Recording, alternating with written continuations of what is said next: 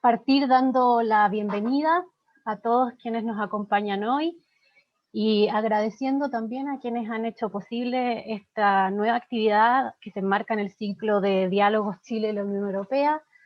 Agradecer, por tanto, a la Cámara de Diputados y Diputadas de Chile, a la Biblioteca del Congreso Nacional, a la Delegación de la Unión Europea en Chile, a la Agencia de Cooperación, AGECID, y al programa Eurosocial Plus. En esta ocasión estamos reunidos para una nueva mesa de Género y Constitución. Esta es la primera sesión de esta mesa, que se titula Estado de Derecho y Discriminación de Género. Nos enfocaremos, por tanto, en visibilizar la construcción androcéntrica del Estado y cómo esta se ha transformado en fuente de violencia estructural e institucional, una de cuyas manifestaciones es la violencia de género, y de ahí la necesidad de pensar la futura Constitución de Chile con un enfoque transversal de género y reflexionar también los aportes concretos que podemos extraer de un enfoque de ese tipo. Entonces, sin más, quisiera dejar ahora con ustedes a la diputada Virginia Troncoso, integrante de la Comisión de Mujeres y Equidad de Género de la Cámara de Diputadas y Diputados de Chile, quien nos brindará unas palabras inaugurales de esta mesa.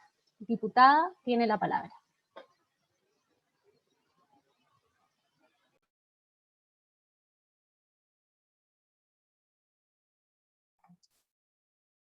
Disculpe, diputada, ¿podría encender su micrófono, por favor?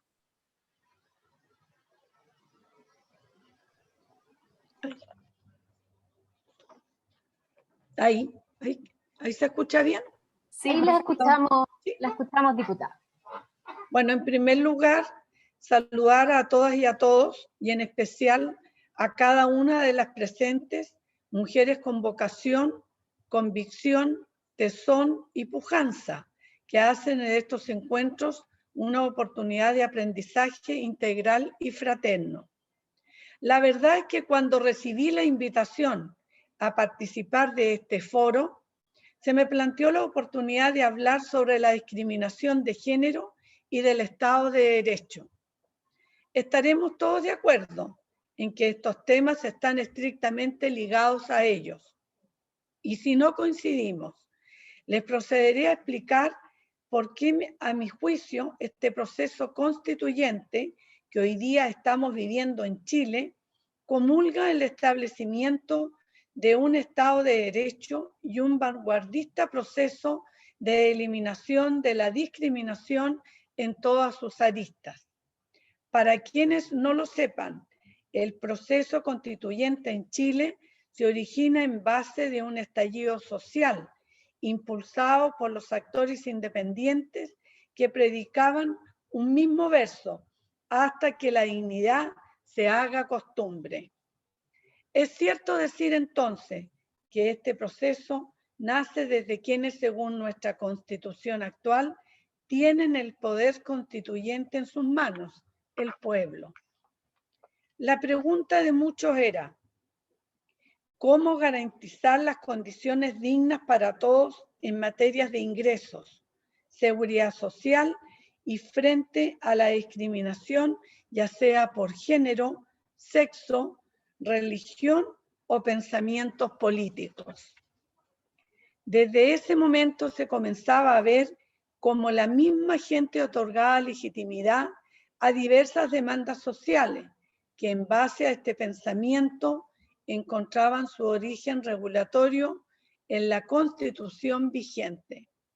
Es así como el clamor popular nace la idea de un nuevo proceso, el que otorgaría la legitimidad necesaria a la norma más relevante de un país jurídicamente organizado, en busca de la paz social y del quiebre efectivo de aquellos que se negaban al desarrollo y que no permitían un avance integral a nuestra sociedad. Ahora bien, desde esta base podemos plantearnos la siguiente pregunta: si la norma más relevante de nuestro Estado, como lo es la Constitución, no contaba con la legitimidad social por parte de la población. Nos encontramos efectivamente bajo un amparo de un Estado de Derecho? Si extrapolamos esta pregunta al caso específico de las mujeres, yo podría afirmar que no. El porqué de esta afirmación se justifica desde la mirada del género bastante simple. Hoy en Chile, y desde agosto del 2018, fecha en que se constituyó en nuestro Congreso Nacional la Comisión Permanente de Mujer y Equidad de Género, y de la cual tengo el honor de ser parte, trabajamos incansablemente en priorizar y visibilizar temáticas buscando que el Poder Legislativo avance en fomentar la defensa y promueva los derechos de las mujeres. Discutimos por primera vez en forma real la despenalización del aborto, una licencia médica postnatal con reales garantías de protección, la igualdad de la remuneración entre hombres y mujeres que desempeñan el mismo cargo, la posibilidad que la mujer no deba someterse a la voluntad del hombre en el régimen patrimonial conyugal, la posibilidad de cambio en el orden de los apellidos de los hijos, pudiendo ser el de la madre primero. Y así, diversas materias que nunca antes tuvimos la oportunidad de discutir, sin importar si uno está de acuerdo o no con muchas de ellas. Es por esto, estar impositivamente radicadas a la labor doméstica por más de un siglo, nuestra clara discriminación radical que se vivió en Chile. Así podemos concluir que hoy que tenemos la oportunidad de interceder en materias sobre las cuales jamás pudimos, nos resulta sorpresivo que velemos por la paridad de un proceso constituyente, buscando otorgar la legitimidad a este y asimismo la inclusión de los pueblos originarios en este proceso, quienes por siglos se han visto silenciados, situación que de una perspectiva de equidad no puede ser permitida. De lo anterior, podemos concluir que este proceso constitucional vanguardista encuentra uno de sus variados fundamentos en la necesidad de erradicar cualquier tipo de discriminación con el fin de que el resultado de este sea una norma legitimada, no solo por las mujeres, no solo por los pueblos originarios, sino que por la transversalidad de actores que buscan su espacio en la sociedad. Muchas gracias.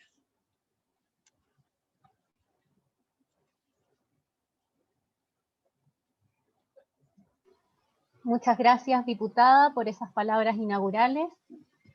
Vamos a dar comienzo entonces ahora al conversatorio. Para ello voy a comenzar presentando a nuestras destacadas panelistas europeas y chilenas que están con nosotros hoy día. En primer lugar está María Ángeles Durán, doctora en Ciencias Políticas de la Universidad Complutense de Madrid, profesora de investigación del Consejo Superior de Investigaciones Científicas y doctora honoris causa por las universidades de Valencia, Granada, Madrid y La Rioja.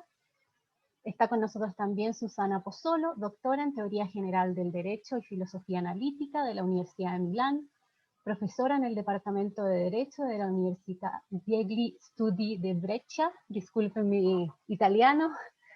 Por el lado de las expertas chilenas tenemos el honor de contar con Teresa Valdés, ella es socióloga de la Universidad Católica de Chile, investigadora y coordinadora del Observatorio de Género y Equidad, y contamos también con la participación de Lucía Miranda, doctora en Estudios Latinoamericanos de la Universidad de Salamanca y Sciences Po París, profesora asistente adjunta del Instituto de Ciencia Política de la Pontificia Universidad Católica de Chile y docente de la Facultad Latinoamericana de Ciencias Sociales.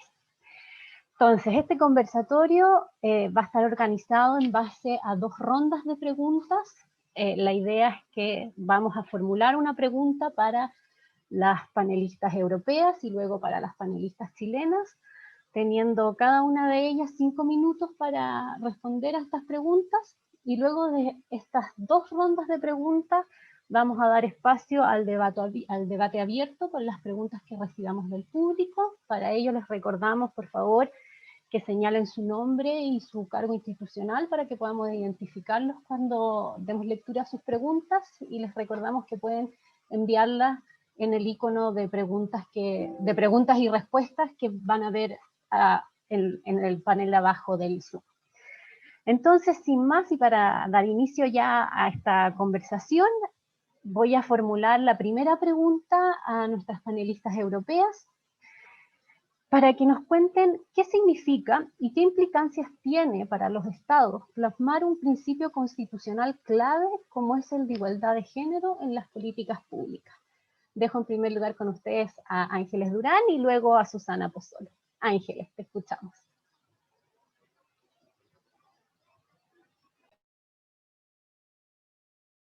Ángeles, tienes que activar tu micrófono. ¿Todavía lo tienes silenciado? Ahí sí. Ahora Buenas tardes. Sí, lo primero, aunque tengo poco tiempo, es darles las gracias por haberme invitado a estar hoy con ustedes. Es un placer grandísimo y, bueno, el último viaje que hice antes de la pandemia fue precisamente a Chile y estoy deseando volver, pero al menos de esta manera puedo, en cierto modo, acompañarles en esta aventura maravillosa que es conseguir una constitución igualitaria y que abra paso a tantos grupos sociales que no han tenido oportunidad de estarlo en otros momentos históricos, ¿no?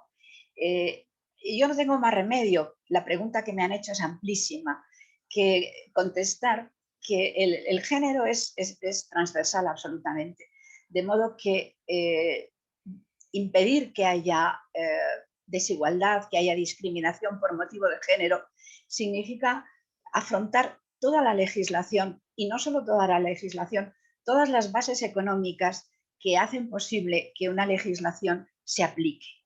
Porque lo que me preocupa no es, porque de eso otro estoy segura, que haya empuje, que haya compromiso, que haya innovación. Lo que me preocupa es que el deseo de pactar un articulado en la Constitución haga que se acepte artículos que son ambiguos y que prometen mucho más de lo que después va a ser posible aplicar. Entonces, esta sería mi primera en fin, sugerencia. No sé qué es mejor, pero probablemente es mejor prometer menos y dar lo que se promete que prometer lo que no se puede dar. Porque prometer la igualdad entre hombres y mujeres y las igualdades en otros, como se verá en otro momento de este debate, de estas mesas, entre incluso géneros que probablemente hasta ahora no estaban considerados y que están apareciendo como demandas de un sector de la población, eso significa un cambio revolucionario en la organización social y económica. Impedir la discriminación significa tocar el derecho de familia, significa tocar, por ejemplo, los sistemas de la seguridad social, significa tocar el sistema fiscal, los accesos a la educación, no solo la educación, los accesos a la ciencia. Ya no solo va a importar que las niñas tengan igual derecho a la educación, es que nos vamos a plantear para qué sirve la ciencia, qué tipo de ciencia hay que favorecer. Es un abanico tan amplio que lo cubre todo y además no solamente tan amplio, sino tan profundo. Es un cambio revolucionario. No tengo palabra mejor para decirlo. Es realmente una revolución. Y a una revolución hay que ir muy bien pertrechados y hacer muchas alianzas y tener muy claro de dónde van a poder salir los obstáculos. Porque va a haber muchos, va a haber muchos. En algún momento me han preguntado qué puedes decir de la experiencia española. Fue absolutamente maravilloso la llegada de la Constitución del 78. Fue un cambio absoluto. Pero, como bien ha dicho en el 95 la plataforma de acción de la primera conferencia de Naciones Unidas en Pekín de la mujer, estamos haciendo mal todos los análisis socioeconómicos. porque estamos centrándonos en regular lo que tiene que ver con el mercado. Y en Chile, igual que en tantos países y en Europa, en todos los países, hay una parte importantísima de la economía que no está monetarizada, que básicamente se hacen cargo de ella las mujeres y que toda la estructura económica está basada en que haya enormes cantidades de trabajo no remunerado que producen gratuitamente las mujeres. Si queremos garantizar que las mujeres tengan acceso al empleo, no basta con permitirlo legalmente o con decir mediante la ley que se prohíbe la discriminación en el empleo. Es que hay que ir a intervenir en el modo en que organizamos toda la producción de bienes y la producción de servicios. ¿Quién va a cuidar a los niños para que las madres tengan tiempo para incorporarse al mercado de trabajo? Las madres y los padres. ¿Quién va a cuidar a los enfermos? ¿Quién va a cuidar a los viejos? ¿Cómo vamos a hacer la política fiscal? 5 minutos son muy pocos. Se va a publicar después una breve nota que hemos enviado y en cualquier caso a mí me tienen a su disposición cuando quieran, y es muy fácil accederme. En el Consejo Superior de Investigaciones Científicas teclean, sale el link, me pueden si quieren en otro momento escribir y será un enorme placer seguir hablando esta conversación todo el tiempo que quieran cuando se nos acabe este breve tiempo del que ahora disponemos. Muchas gracias, Ángeles, por ese puntapié inicial y por apegarse al escaso tiempo que tenemos. Dejo con ustedes entonces ahora a Susana. Gracias. ¿Me escuchan? Sí. Agradezco muchísimo esta invitación, me parece realmente un proceso tremendamente importante y os agradezco mucho. Intentaré desarrollar unos puntos que me he apuntado para este conversatorio. Aproximarse a reformar un texto tan importante como la Constitución de un país hace percibir, creo, la responsabilidad de la configuración de cuál será el marco, ¿no?, del desarrollo de la sociedad de mañana. El debate que se va llevando en Chile es totalmente innovador, me parece, y prometedor, en particular respecto a la perspectiva de género y a la igualdad. Todos los textos constitucionales de posguerra han tenido una cláusula de igualdad. Sin embargo, todos los países lamentan la persistencia de discriminación de género.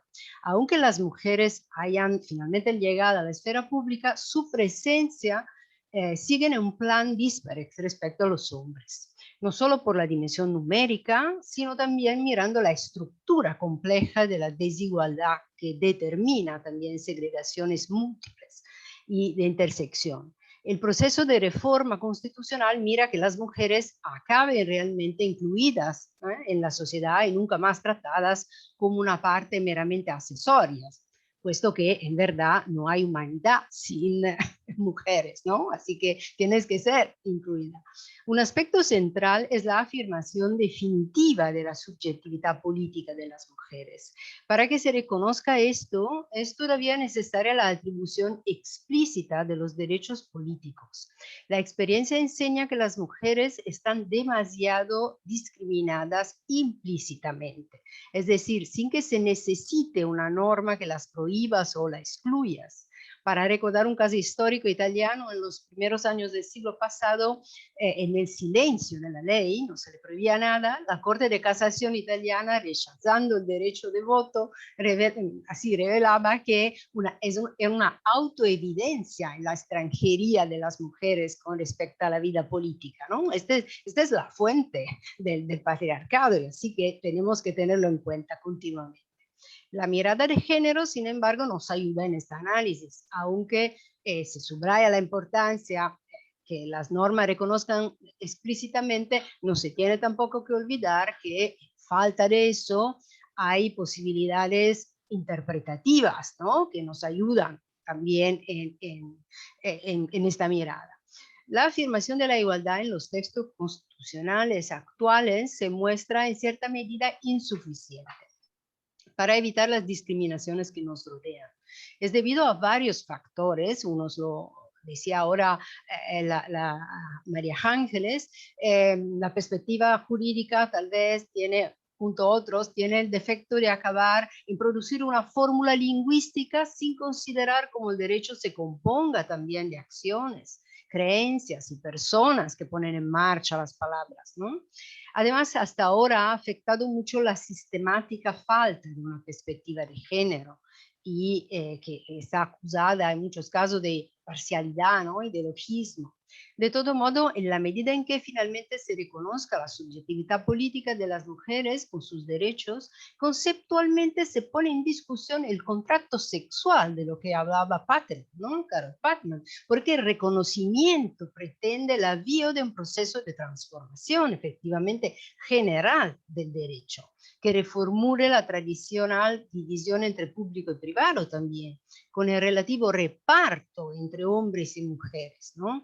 Como bien escribe una constitucionalista italiana, Barbara Pezzini, ya no hay ninguna área que pueda legítimamente tolerar la subordinación femenina, en la medida en que has puesto esta norma. Quizás lo más difícil es trabajar exactamente con las zonas dejadas implícitas por las palabras del derecho, ¿no? Una parte relevante del derecho se queda muda, dejando dependiente de la cultura y del momento histórico un sentido que evidencia sus raíces patriarcales, discriminatorias. La afirmación constitucional de igualdad pretende que se tome en serio, implementando los efectos sistémicos que derivan, ¿no? Y entonces, en primer lugar, construir una democracia actual, donde a punto se reconoce el respeto de las mujeres con su diferencia, con su particularidad, decimos así, ¿no? Esto implica evitar las formas paradójicas de igualdad que llevan a la marginación de las mujeres gracias a la mera extensión del paradigma masculino a ellas. Como bien escribía Letizia Gianformaggio, el modelo de la sameness acaba marginalizando a las mujeres. Por esta razón se tiene que poner a escrutinio los derechos tradicionales. Porque están pensados o han sido pensados por un tipo particular de humanidad, es decir, el hombre, y no por las mujeres. Así que tenemos que releerlo, escrutinarlo, ¿no? Lo que era un caso dentro de una categoría general que es la humanidad se ha vuelto ¿cómo decir? El entero, ¿no? Y esto todavía es parte fundante de nuestro derecho y también de las constituciones que existentes. Y este fenómeno ha determinado lo que ha llevado a Maquino, ¿no? A preguntarse si las mujeres son humanas, porque claramente estaban excluidas de los derechos. Y entonces tenemos que cambiar esto, ¿no? Lamentablemente, la mayoría de las constituciones han sido implementadas, y Chile sería por eso también un momento realmente innovador, sin tener en cuenta este efecto sistémicos, ¿no? Es decir, sin hacer que realmente la igualdad no fuese una igualdad evaluativa, ¿no? En modo que la ciudadanía femenina fuese realmente llena, y ha sido hasta ahora parcial, incompleta, para así decirlo, ¿no? El derecho, si los derechos son sexuados, entonces la perspectiva de género subraya como el problema de la igualdad no se relacione tanto al concepto, ¿no? Abstracto, cuanto a los criterios que se usan para definir quiénes iguales. Y entonces, cuáles características, ¿no? son relevantes para estar en el círculo de los iguales, para así decirlo. Y esto creo que tiene también que decirnos de cuidar hacia la formulación del derecho en términos gender neutral, porque el gender neutral tal vez se vuelve un derecho mudo. Y puesto que detrás hay una estructura persistente, patriarcal, el riesgo que las mujeres nuevamente no logren tener llena ciudadanía se hace realmente presente. Esto solo para conectarme con lo que decía María Ángeles y termino. Toda esta estructura llega produce la brecha salarial y la feminización de la pobreza. Exactamente eso. Gracias. Muchas gracias, Susana. Y retomamos un poco lo que han mencionado Ángeles y Susana en cuanto a estos efectos sistémicos y la división público-privado también. para preguntarles a nuestras panelistas chilenas qué elementos ineludibles debieran alcanzar rango constitucional en Chile para asegurar la igualdad de género tanto en el ámbito público político como en el privado doméstico. Dejamos entonces primero con la palabra a Teresa y luego Lucía. Teresa. Bueno, en primer lugar quiero agradecer la oportunidad, saludar de poder estar con María Ángeles, gran aporte a nuestro país, es un placer cada vez que viene, agradecer a Susana también, agradecer también a la diputada Troncoso sus palabras, porque dan muestra de cómo en este país estamos arribando a tremendos consensos en el espectro político y social. Y decir que, bueno, el gran desafío que tenemos en Chile es tremendo, es desmontar un orden patriarcal, porque el orden que tenemos es funcional al modelo de desarrollo que tenemos vigente, se apoya en el trabajo gratuito de las mujeres, y este orden se produce y se reproduce a través de las leyes del mercado, de la legislación, de las instituciones del Estado, de la educación, de todos los distintos, digamos, mecanismos y sistemas de la sociedad. Y lo más grave es que en el fondo se apoya en los hombros de las mujeres, pero a través hay un trasfondo de uso de la fuerza, de amenaza del uso de la fuerza y del disciplinamiento. Cuando se habla aquí, ¿no es cierto?, del modelo y la medida a los hombres del androcentrismo, que está permanente en toda nuestra estructura, en nuestra legislación, en nuestras normas, en el fondo lo que se está usando permanentemente es un disciplinamiento o la amenaza del uso de la fuerza. La llamamos una violencia estructural y se expresa en montones de formas, en la violencia simbólica, en los micromachismos, en la homofobia, en la transfobia, en el femicidio, por supuesto. Entonces estamos empapados de este orden que funciona, digamos así. Y el actual modelo chileno, poniéndolo en términos de la nueva constitución, de los tremendos cambios que hay que hacer, se apoya, ¿no es cierto?, en un Estado de carácter subsidiario, donde se han mercantilizado los derechos sociales, donde se ha consolidado la cultura del individualismo. Por otro lado, en una visión de la familia hegemónica como modelo fundamental de la sociedad, que invisibiliza y que desvaloriza el trabajo no remunerado y relega las labores del cuidado al espacio privado, dejando a las mujeres y a las niñas a cargo de ello.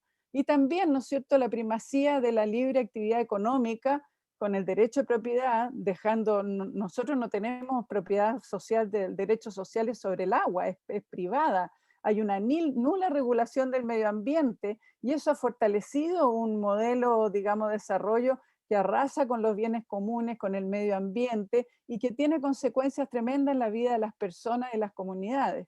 Entonces el desafío que tenemos es incidir en esos pilares económicos y incidir en los pilares políticos. En ese sentido, el acuerdo que tenemos, y por eso yo formo parte del movimiento feminista activo en esta coyuntura, evidentemente que el tema de la igualdad sustantiva y la no discriminación es muy significativo, pero no en el texto, no solamente en el papel, sino que como el conjunto de la Constitución da origen a estructuras, a mecanismos que garanticen esa igualdad sustantiva y esa no discriminación. Y pensando no solo en la igualdad de género, digamos, binaria, sino que pensando en la diversidad que hoy día representamos, ¿no es cierto?, mujeres y hombres desde la perspectiva de sexo y de género.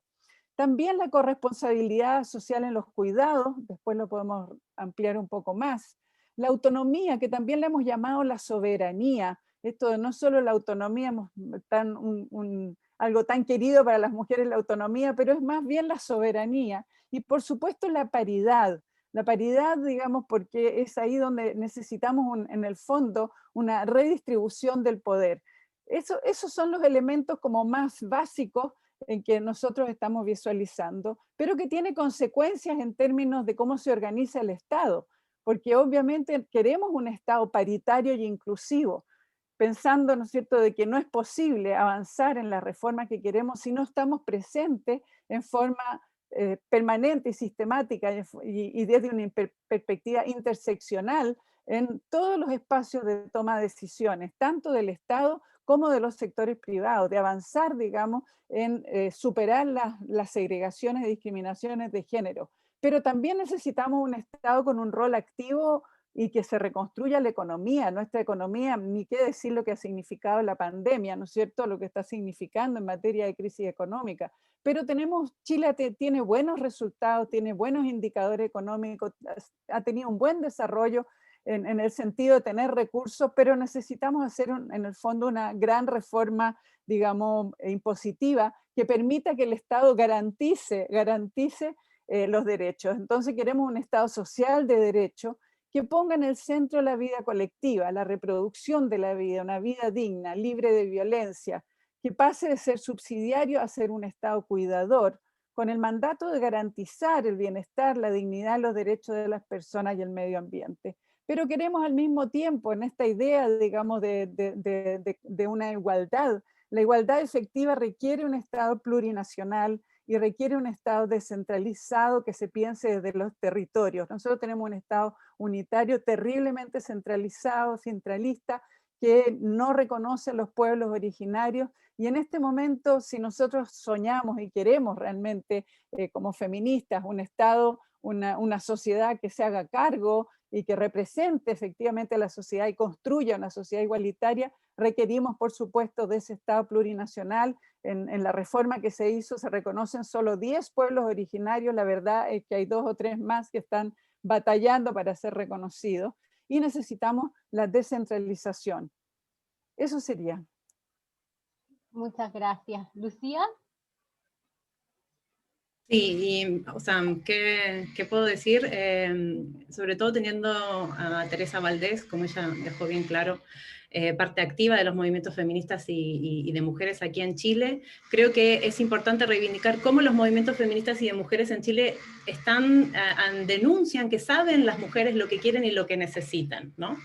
Entonces, este nuevo marco legal lo que necesita, debe hacerse cargo en todo caso de cubrir los vacíos legales y de falta de reconocimiento y exclusión e invisibilización del rol y la función social de la mujer, y en este sentido creo que también, como decía la Teresa Valdés, el reconocimiento de las autonomías en las 3 dimensiones. Y si bien en la física, toma de decisiones y económica, y si bien esas 3 dimensiones están interrelacionadas, y coincido plenamente en la importancia de acabar con el centralismo en Chile, porque eso también deja en exclusión las mujeres que viven en los espacios más aislados, la dimensión de autonomía en la toma de decisión se ha identificado que es como una especie de llave, una especie de puerta para que las demás autonomías se expandan, ¿no? Entonces, un acceso paritario en todos los ámbitos de decisión, en el ámbito social, en el ámbito jurídico, en el ámbito político, en el ámbito económico, para que las mujeres que están siendo parte de esta sociedad, en esta coyuntura, con la miríada de variables que las están cruzando todo el tiempo, puedan decidir qué es lo que mejor necesitan, y a partir de ahí sí efectivamente se deje una expansión o regulación, problematización a partir de más marco legal, pero siempre teniendo en cuenta que la Carta Magna es el principio rector, y esto tiene que poder estar reconocido en la Constitución. También, como nos advertía Ángeles Durán, probablemente, y también como recalcaba Teresa Valdés, probablemente haya que revisar el concepto de familia, incluir una visión de familia más amplio, que deje, porque como hemos visto, ¿no?, en las sociedades de tradición mediterránea o de tradición latina, cuando la familia es el centro de la sociedad, vemos que en el fondo la recarga o la carga de las responsabilidades de la familia termina en la mujer, que es quien se hace cargo de los adultos mayores, de los pequeños, de las personas que no están pudiendo tener asistencia dentro de la familia, y efectivamente esto es una limitante, un obstáculo, un encasillamiento de la mujer al ámbito privado, como describía bien la doctora Pozzolo, a partir de este contrato sexual que nos confina al ámbito privado. Entonces, de todas maneras, una revisión de lo que significa el concepto de familia, que deje de ser el centro o rol de cuidado en cargo de la mujer, y esto está íntimamente, o sería desglosado a partir de el reconocimiento de las autonomías, haciendo un especial énfasis en que exista un acceso paritario a todos los puestos de toma de decisiones para que las mujeres decidan, incidan, propongan qué es lo que necesitan que sea regulado para esta sociedad chilena nueva. Muchísimas gracias, Lucía. Bueno, ya salieron un montón de temas, así que voy a dar paso a la segunda ronda de preguntas y ahí podrán ustedes enfatizar lo que estimen. Pero ya podemos entrar un poquito más en detalle, ¿cierto? Entonces, para nuestras panelistas europeas, la pregunta es, ¿qué resultados cabe esperar de aplicar una mirada transversal de género a una nueva constitución en la calidad de vida y condición de las mujeres? ¿Qué podemos aprender de la experiencia europea al respecto? Y dejo con ustedes a Ángeles Durán. Ángeles, ahora te puedes tomar un poquito más de libertad con el tiempo, dado que fuiste súper estricta con tus 5 minutos iniciales. Te escuchamos, Ángeles. Recuerda activar el micrófono. Ahí sí. Antes he dicho que lo que se pretende hacer en Chile es una revolución tranquila, pacífica, que se quiere que sea una revolución consensuada, pero no deja de ser una revolución. Entonces, la incorporación plena de las mujeres significa cambiar la estructura social de arriba abajo, en lo consciente y en lo inconsciente. Con el lenguaje en el que nos movemos, hay muchas cosas que no es posible decirlas ni hacerlas. De modo que, lo digo porque parece tan lejano, algo como el modo de construir los impersonales, los plurales, eso ya nos está condicionando de género. Vamos a preocuparnos de cambiar el lenguaje. Por ejemplo, las ideas profundas, espirituales, en la cultura católica, que en Chile es tan importante, eso nos marca mucho. ¿Qué vamos a hacer? Nos redefinimos a través de la religión que nos marca unas pautas, la religión católica, tan distintas. Si aprendemos de la experiencia europea, yo diría, por ejemplo, que en España están vigentes concordatos con la Santa Sede y que cosas tan aparentemente que no tienen que ver con la igualdad de la mujer, como es quién puede ser sacerdote, eso significa que con fondos públicos, o sea, con los impuestos que pagamos todos los españoles, hay que financiar una serie de puestos de trabajo a los que las mujeres no tienen acceso. ¿Vamos a aceptar esa situación o vamos a decir que iría contra la Constitución si la Constitución dice que tenemos igualdad en el acceso al empleo? A lo mejor eso hay que discutirlo mucho y hay que pactarlo. Y es por eso por lo que decía en la intervención anterior, que una Constitución siempre es un documento que refleja pactos. Y esos pactos reflejan alianzas, tensiones explícitas o implícitas. En definitiva, en la Constitución se van a reflejar el poder que tienen distintos grupos sociales. Se va, por ejemplo, en este punto, a aceptar que determinados comportamientos dentro de la Iglesia Católica son anticonstitucionales o no. Se va a considerar que son, digamos, segmentos a salvo de la obligatoriedad de la Constitución dentro del país. Tengo que decir que en España no es un problema importante, pero no lo es porque la laicización ha sido tan fuerte, los jóvenes son tan poco practicantes religiosos que no pelean demasiado por este problema, ¿no?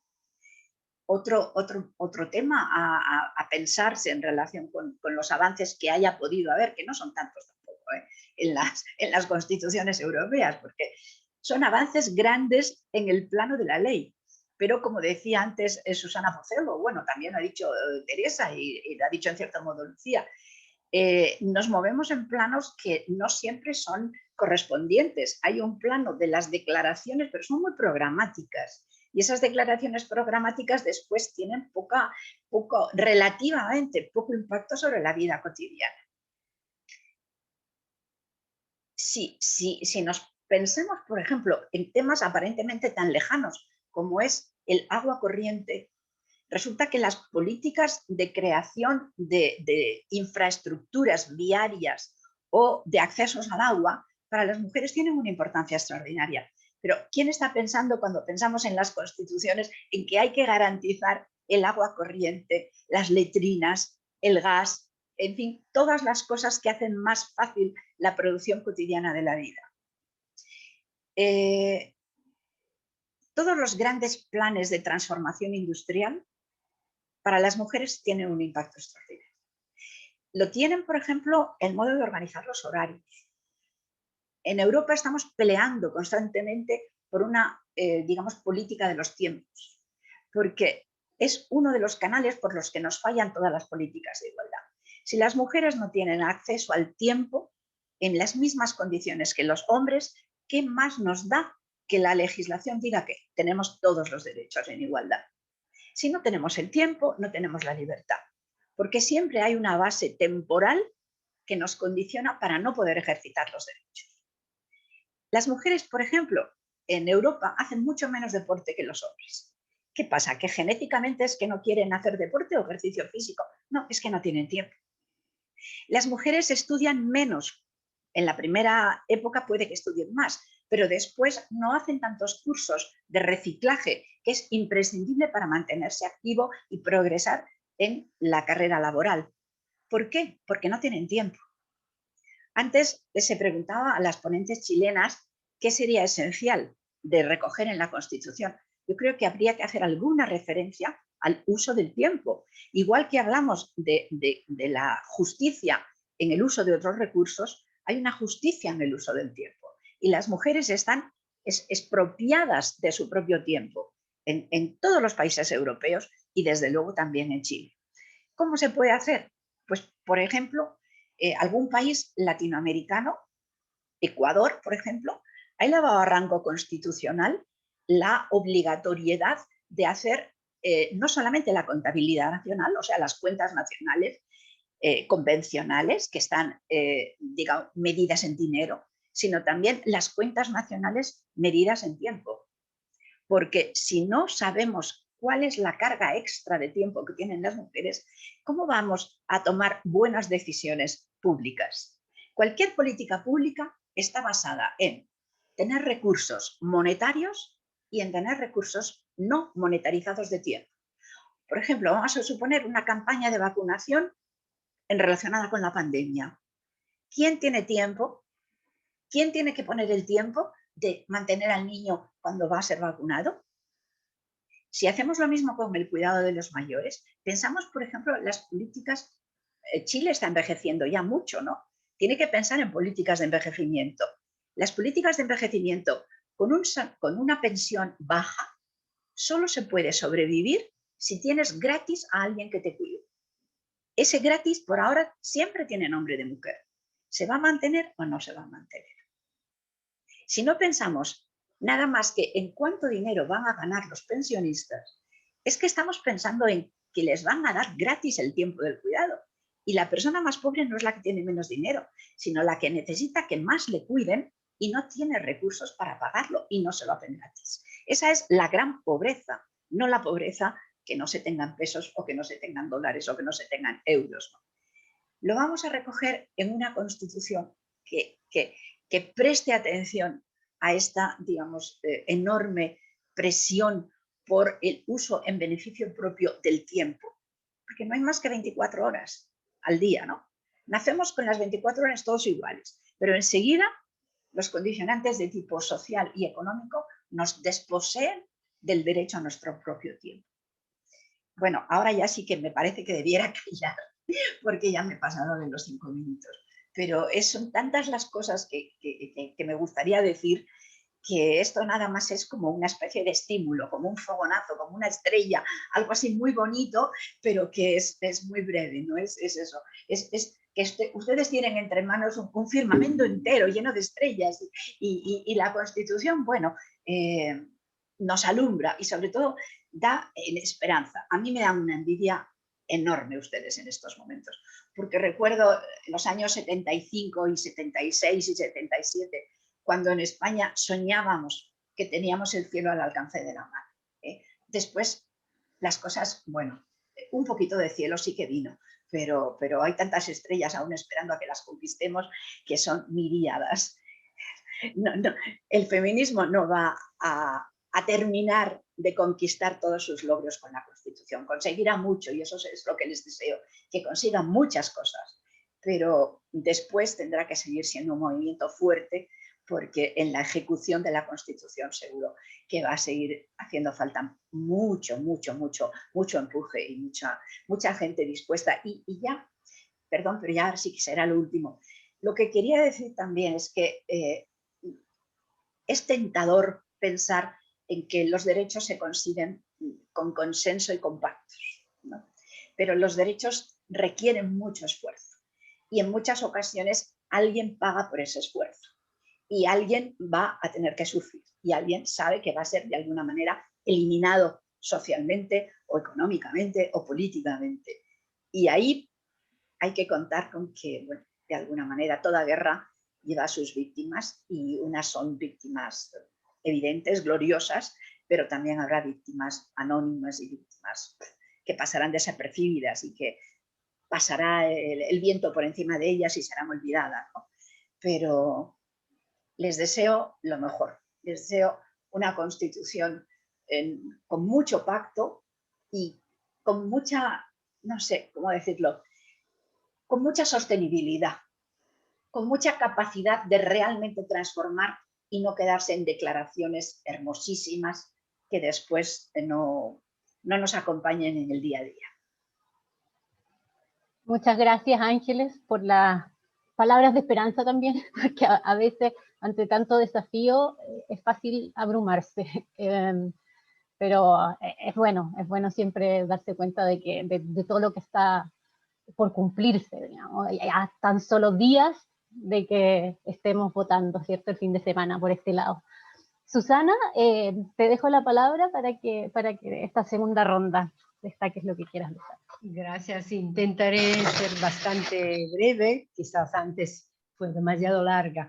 Y quería decir que a tomar en serio una perspectiva de género, creo que emerge de nuestros discursos, significa tomar en serio el hecho que las opciones que tenemos enfrente dependen de un entramado social y biográfico, ¿no? Es decir, son las características que han motivado la subordinación de las mujeres, que se han presentado como un dato natural, pero realmente son atribuciones sociales, ¿no?, que derivan de relaciones humanas que han definido poderes diferentes en la sociedad.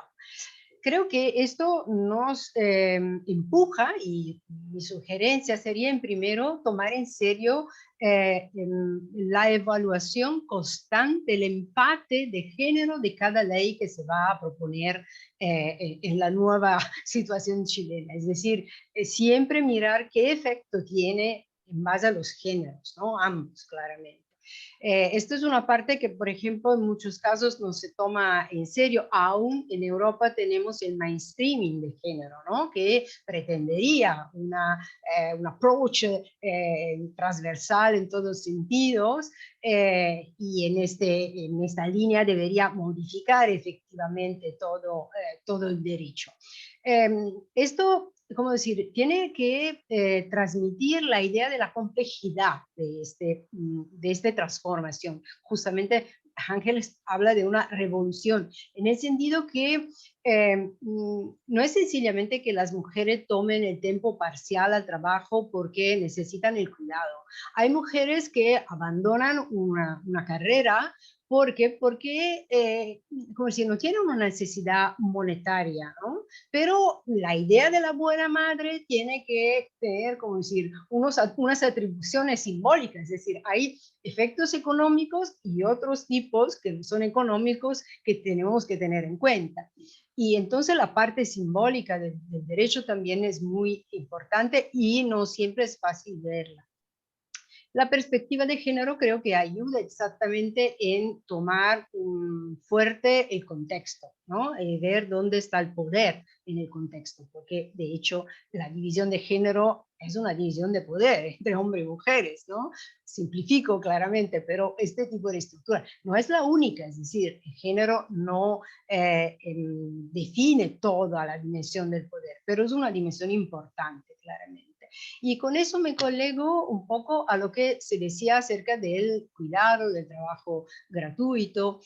Yo creo que este es un problema enorme y creo que, como decir, no tenemos que aceptar condiciones que nos faciliten hacer el trabajo gratuito, sino cambiar la repartición de eso. ¿Por qué? Porque detrás de la idea del trabajo gratuito, lamentablemente hay un rol servil que ha sido atribuido a las mujeres, que han sido puestas fuera del mercado con el desarrollo de la modernidad, y este rol, como decir, tan importante porque son relaciones humanas, porque es cuidar los niños y los abuelos, se han vuelto algo, como decir, sin valor, ¿no? Es decir, hay este fenómeno que se tiene que modificar en la raíz. Y esto significa quitar el rol servil de un trabajo gratuito y hacer una repartición de los deberes de trabajo entre hombres y mujeres, ¿no? Porque si no, no salimos del problema. Siempre se van pensando a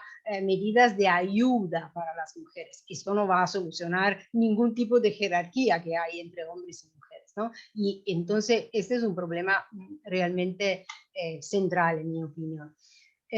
Otro punto que me parece importante es que aún se logre, como espero y me auguro, tener una constitución donde hay efectivamente adquirido los derechos que queremos, no es una vez para siempre. Es decir, tenemos de momento una estructura general patriarcal en todo el mundo y entonces el experimento tiene que estar realmente muy atento continuamente después para que no se regrese, porque en caso de la pandemia, con el derecho al aborto en los Estados Unidos fue tremendo, pero incluso sin pandemia, es decir, en Polonia tenemos problemas desde tiempos similares, ¿no? Por políticas. En Bulgaria han salido de la Convención de Estambul, ¿no? Es decir, hay continuamente fenómenos de estos tipos que derivan de una estructura cultural compartida a nivel mundial, con diferentes matices, claramente, pero de este tipo, que subordina a la mujer, ¿no?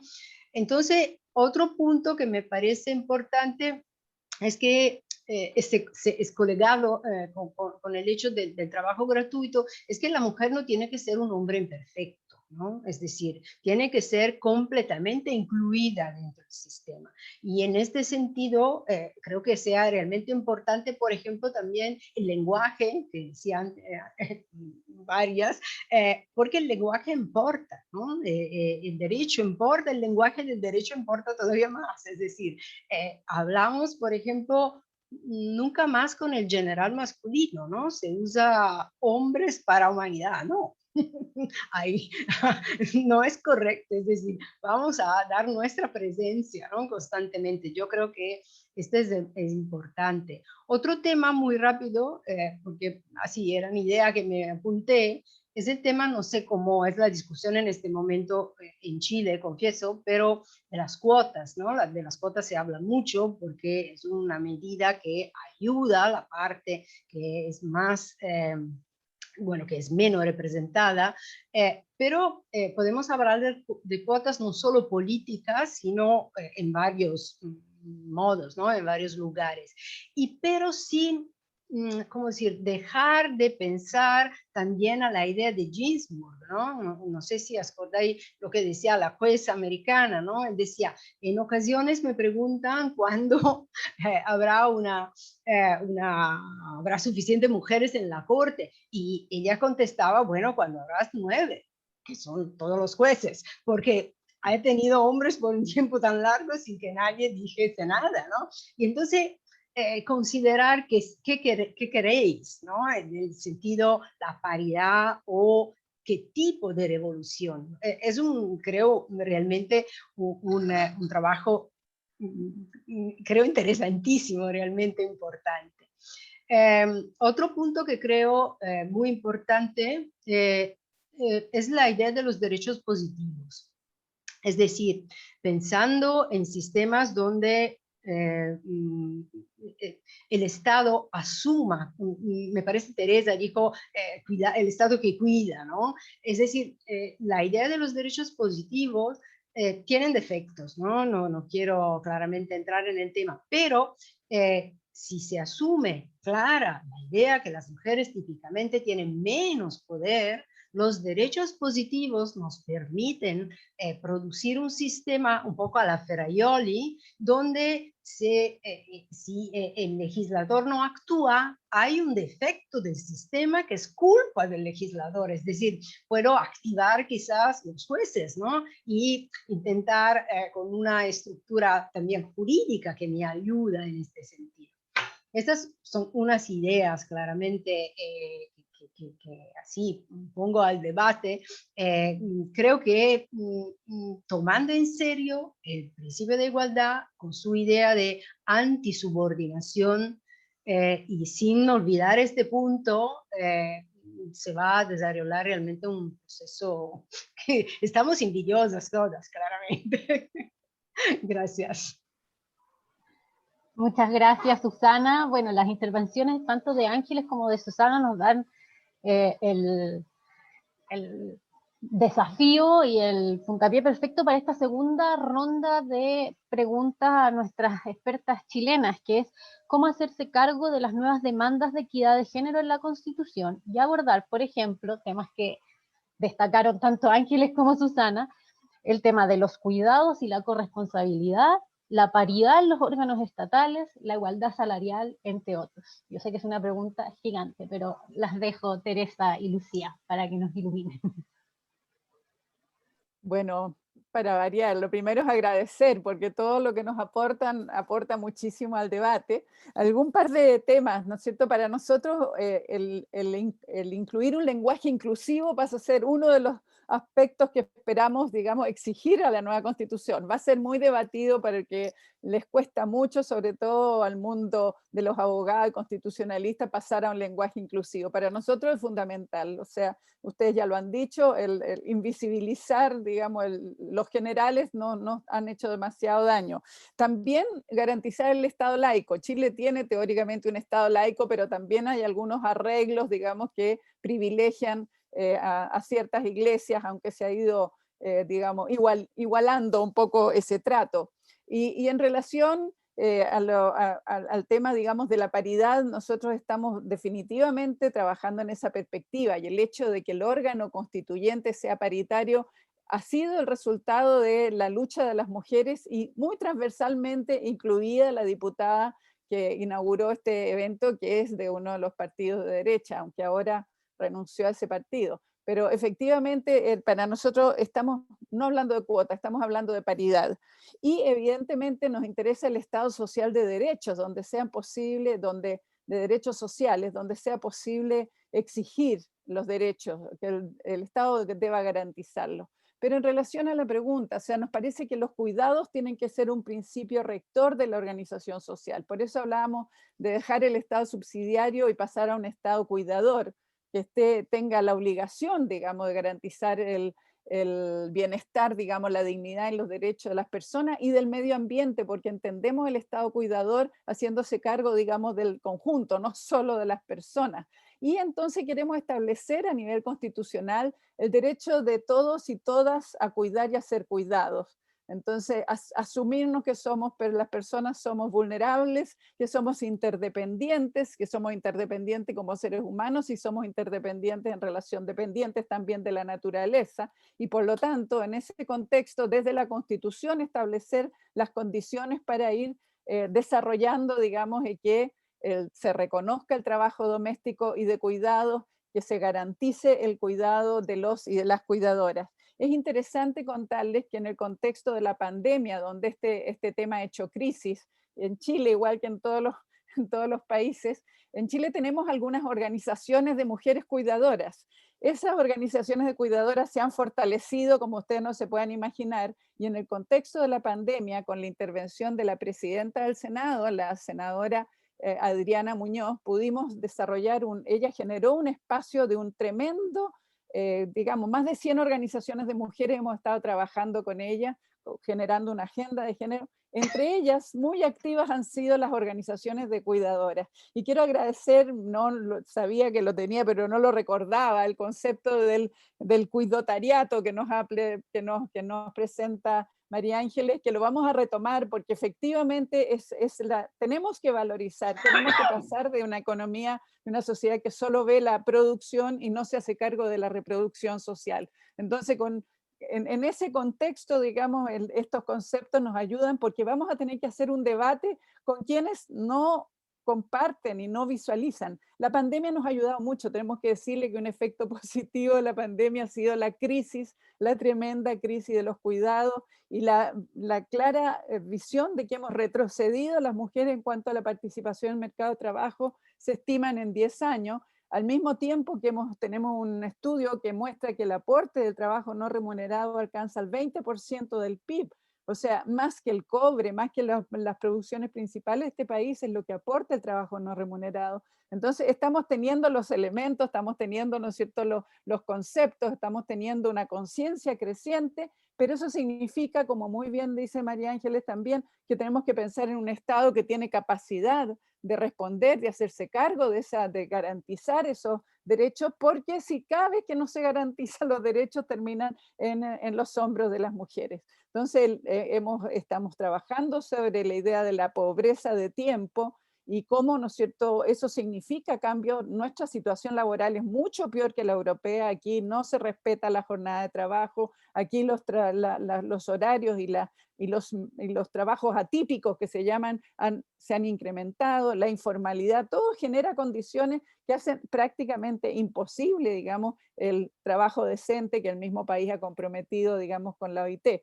Entonces, queremos principalmente hacer visible cómo el Estado se hace cargo, participa de la reproducción social con todos sus elementos, con los que tienen que ver con políticas públicas más tradicionales, pero también con lo que tiene que ver con hacerse cargo del cuidado. Y en relación a lo que se planteaba aquí, el tema de derechos sexuales y reproductivos, digamos, la soberanía del cuerpo, es interesante que ustedes sepan que el tema de familia en Chile está pulverizado, o sea, definitivamente casi el 50% de los hogares son encabezados por mujeres, el 75% de los niños que nacen fuera del matrimonio legal.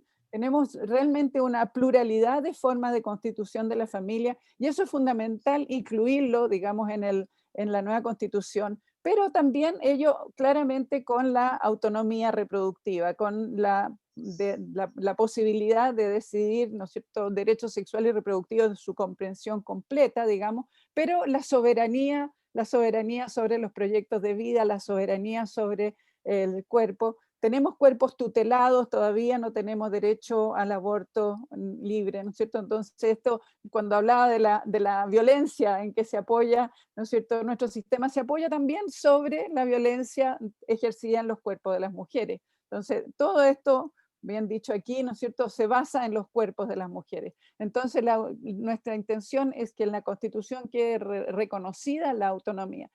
Las negociaciones, los pactos nos van a decir hasta qué nivel llegamos en la Constitución. Pero lo que queremos dejar, y esto lo aprendimos de las amigas de Colombia, que es posible dejar en la Constitución algunos principios, algunos enganches, ¿no es cierto?, que después la legislación permita desarrollar y concretar. en ese caso específico, digamos, respecto de la autonomía reproductiva. ¿Qué más les quería compartir?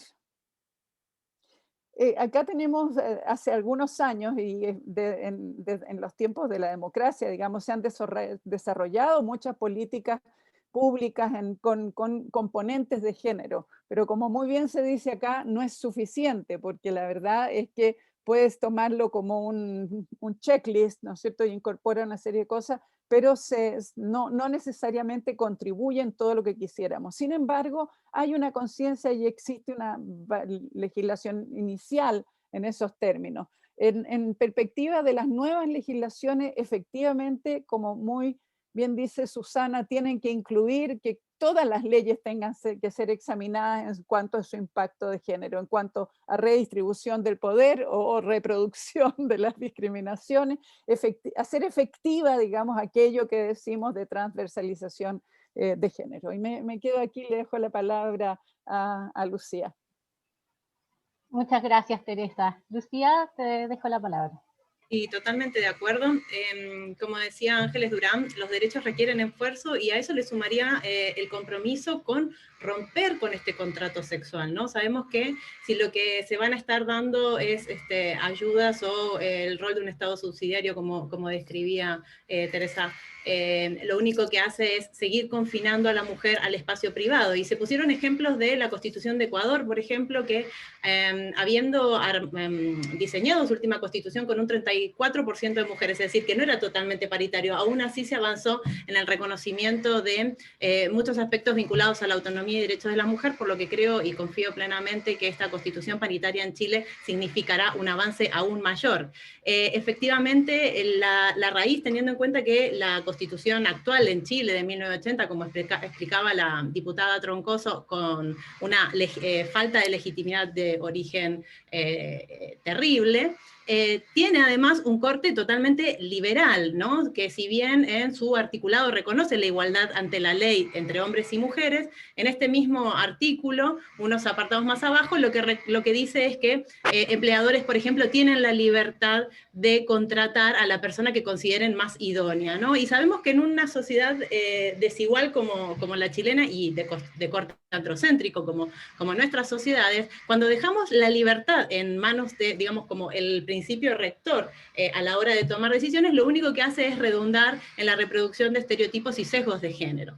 Entonces, en ese sentido, efectivamente, el rol garantizador del Estado para romper con la reproducción de las desigualdades, como ocurre, por ejemplo, no sé, una constitución de la europea de la que tengo constancia que reconoce esos principios en su artículo preliminar, la Constitución española. La Constitución del 78, que una vez acabada la dictadura fue diseñada por la sociedad española, reconoce el rol capital que el Estado tiene para avanzar en la regulación y garantía de estos derechos que son en principio reconocidos en papel, pero que tienen que poder hacerse efectivos. Y en ese sentido hace falta el compromiso de la institucionalidad estatal, porque vemos, si no, sistemáticamente cómo, pese a un reconocimiento en el papel de normas que nos dan derechos, en la práctica, por ejemplo, con el aborto en las 3 causales en Chile, se permite a las instituciones ser objetores de conciencia, en lugar de primar la garantía de la mujer en estas condiciones de acceder al aborto, o como ocurrió con las más de 100 chilenas que en periodo de pandemia quedaron embarazadas por la distribución de píldoras anticonceptivas fallidas, que se siguen encontrando frente a un Estado que no las contiene, que no las respalda, cuando está bajo su responsabilidad haber cubierto un derecho que ya está reconocido. Por eso creo que, y coincido plenamente con lo que dijeron las demás panelistas, es el rol de garantizador del Estado, de que se acceda efectivamente en igualdad de condiciones y que esos derechos sean efectivamente cubiertos, lo que marcará la diferencia para que las desigualdades dejen de reproducirse. Muchas gracias, Lucía. Muchas gracias a las 4 por sus respuestas. Vamos a dar paso entonces a la tercera fase de este conversatorio, que son las preguntas que nos han hecho llegar los asistentes. Les agradecemos las preguntas que nos han enviado. Entonces, para nuestras panelistas europeas nos preguntan que resulta sumamente interesante la visión de las ponentes chilenas que parecen apoyar la tesis de que el reconocimiento constitucional de un Estado descentralizado supone de por sí una mayor participación e incorporación plena de las mujeres. En este sentido, hace la pregunta a las ponentes europeas para que por favor aporten su visión acerca de si entienden que esto ha sido así en el ámbito europeo o si se requieren otras condiciones o exigencias en la Constitución para que esto efectivamente dé resultado. Y en el caso de las panelistas chilenas, les hago la pregunta inmediatamente para después ya dejarlas con las palabras.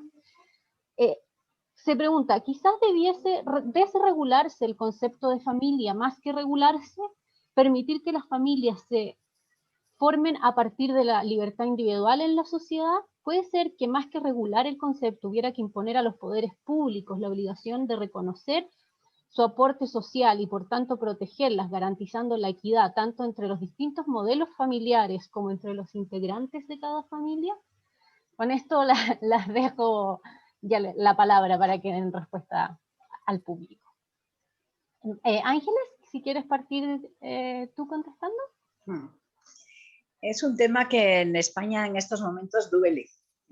Duele porque, como todo el mundo sabe, hay conflictos importantes en torno a peticiones independentistas en varias comunidades autónomas.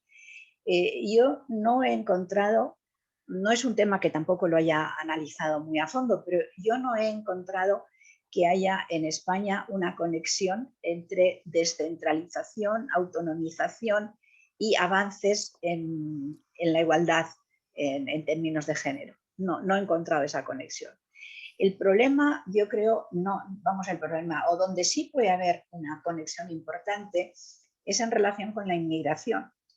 Y se nos plantean, por ejemplo en Francia esto está muy claro, se nos plantean el tema de colectivos grandes de inmigración donde las relaciones de género son muy distintas que las que tiene el país, por así decirlo, de integración o de acogida, ¿no? Entonces, se puede pasear por París, por algunos barrios en los que piensas que no estás en Francia. Y en España empieza a suceder que hay pero barrios sí, donde las mujeres llevan burka y donde se plantea rechazo a mujeres que estén al cargo de servicios públicos, por ejemplo, en medicina. Y ahí se nos plantea el problema de si se respetan, con el argumento de que es una identidad cultural, si se respetan los modos distintos que esos colectivos tienen de interpretar y de normar las relaciones de género, o se piensa que deben de obedecer, en cierto modo, lo que son las normas del Estado español, que son mucho más igualitarias. Cuando se trata de colectivos que son más igualitarios no levantan pollas, pero cuando se trata de colectivos donde son mucho más desigualitarios, eso sí plantea mucho problema político. Susana.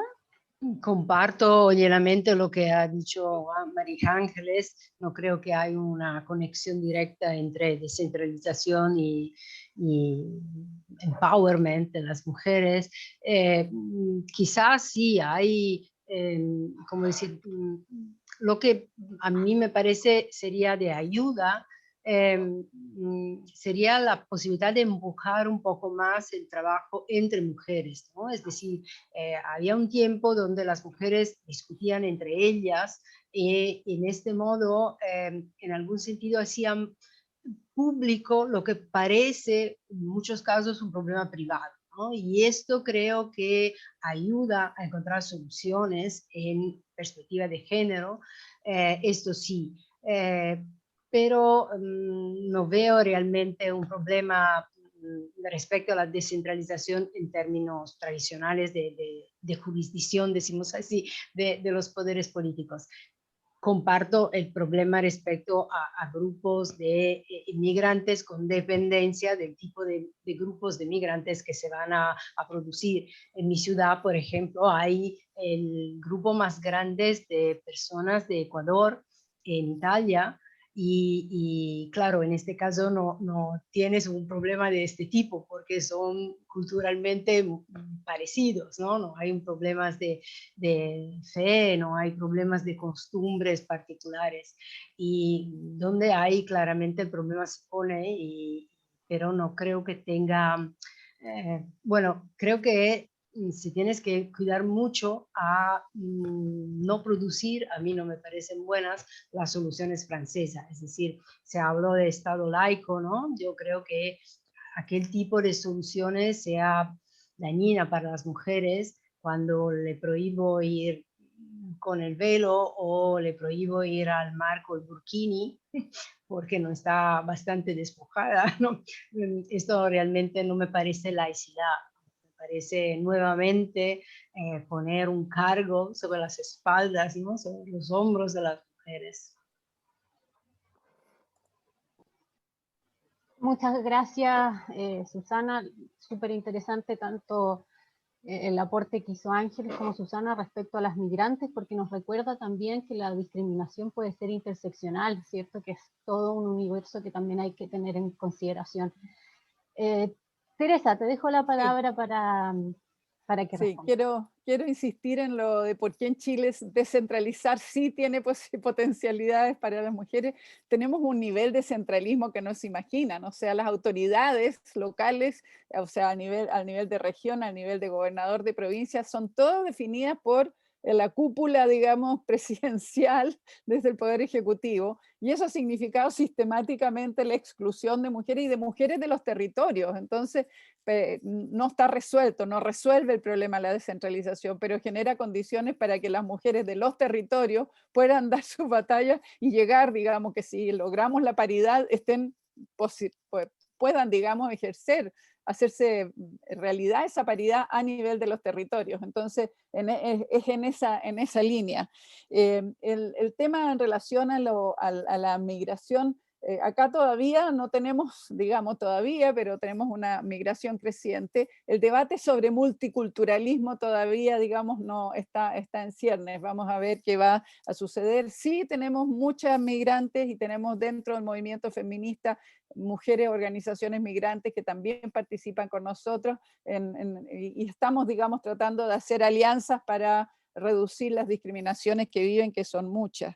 En cuanto a la pregunta, el desregular, la verdad es que nosotros, aquí hay tensiones, porque el tema del reconocimiento, la Constitución actual dice que la familia es la célula básica de la sociedad, y por supuesto que la familia que visualiza es hombre, mujer y niños, ¿no es cierto?, perfectamente tradicional y bien constituida, que no corresponde para nada a la realidad. Como les decía, no el 48% de los hogares están encabezados por mujeres, pero las políticas públicas se basan mucho en los hogares y en las familias, y entonces tenemos un tema de cómo hacemos esta subversión, cómo cambiamos, cómo transformamos, digamos, la política pública, que la alternativa pareciera no ser el individuo tampoco, sino que más bien esta idea del individuo en relación, porque en realidad son las redes con que funcionamos, digamos, a través de los cuales sería necesario visualizar la formulación de políticas públicas. Está tremendamente relacionado. Ahora en pandemia hemos tenido toda la expresión de cómo esas definiciones son inútiles y cómo no se ha llegado a los hogares que se debía llegar o a las familias que se debía llegar, porque las definiciones, ¿no es cierto?, de tecnología, vamos a decir, instrumentalización de cómo se definen los hogares, o sea, no han llegado. Entonces hemos tenido una cantidad de crisis y de problemas, y estamos en el debate de la renta básica universal, si esa debe ser, digamos, durante la pandemia o si se proyecta como una garantía. Y ahí de nuevo, como bien dijo Susana, tenemos que tener cuidado de qué significa eso de llevar a las mujeres para facilitarles en el fondo desarrollar las tareas de cuidado.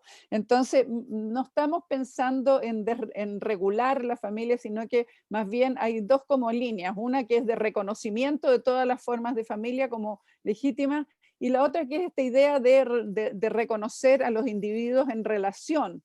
¿Cómo se hace eso a nivel, o sea, a nivel constitucional se pueden decir las cosas, el tema es cómo se traducen, y eso lo han dicho ustedes. Entonces, ahí ese va a ser uno de los debates más fieros, porque efectivamente ahí tenemos sectores conservadores y tenemos, por supuesto, todos los aparatos, digamos, muy bien organizados de sectores fundamentalistas respecto del tema de la familia. Entonces, ese va a ser un debate enorme, pero pensamos de que la experiencia misma, que es lo que siempre nos ha ayudado, digamos, Chile se ha avanzado a reconocer los tipos de familia desde la vida misma, pues desde la realidad, y entonces con movimientos esperamos estar muy activas, digamos, en hacer visible la realidad para poder instalar o desarticular esos nudos, digamos, que después generen la subordinación o la digamos, mayor, digamos, subordinación de las mujeres.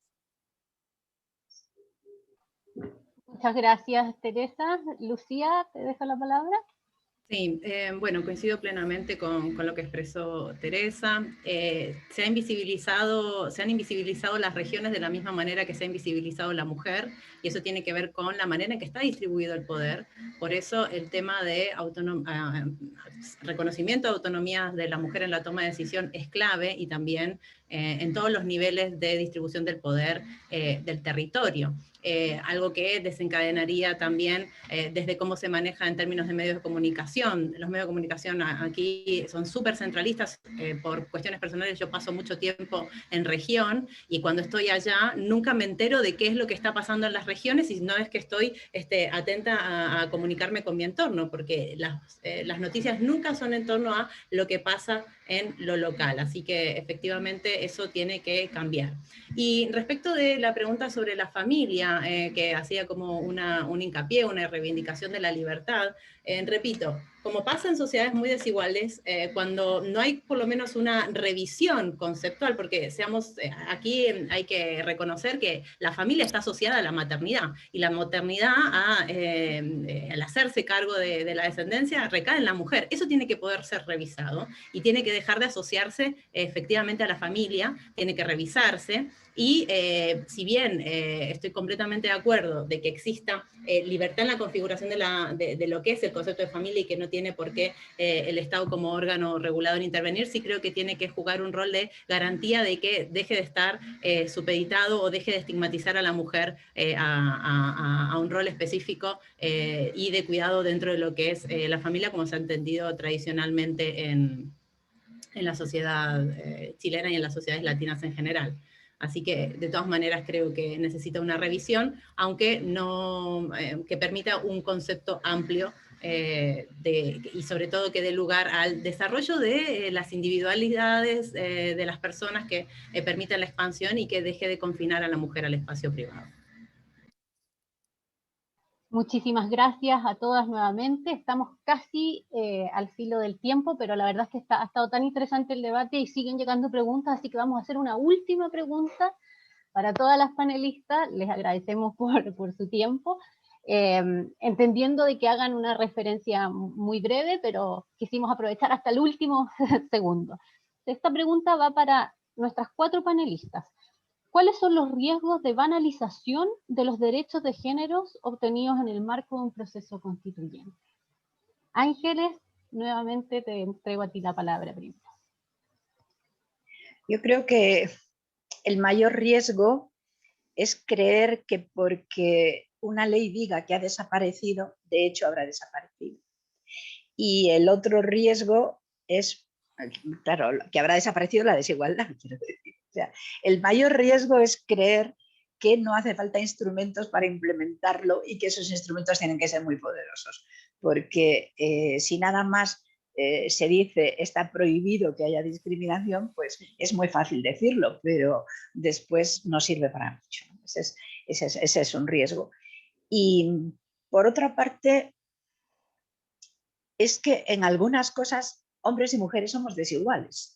No desiguales en el sentido de que valemos menos, sino de que tenemos algunas diferencias, y hoy por hoy los hijos los tienen las mujeres. Entonces, o pensamos en un futuro con unas tecnologías en que las mujeres no sean quienes gestan, o hay que pensarse muy en serio qué hacemos con la gestación, porque eso es una de las bases.